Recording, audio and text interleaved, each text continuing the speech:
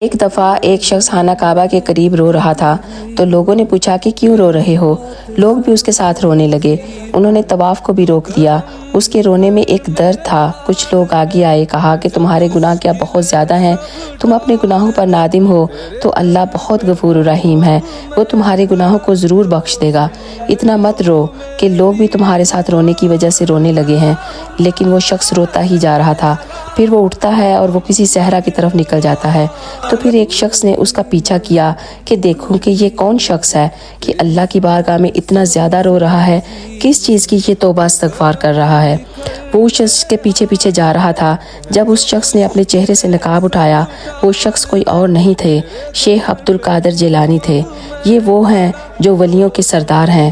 اللہ کے خوف سے ایسے رو رہے تھے کہ لوگوں نے ان کی وجہ سے طواف روک دیا۔ ہمیں اور آپ کو تو پتہ نہیں کہ ہم کتنے گناہوں میں ڈوبے ہوئے ہیں۔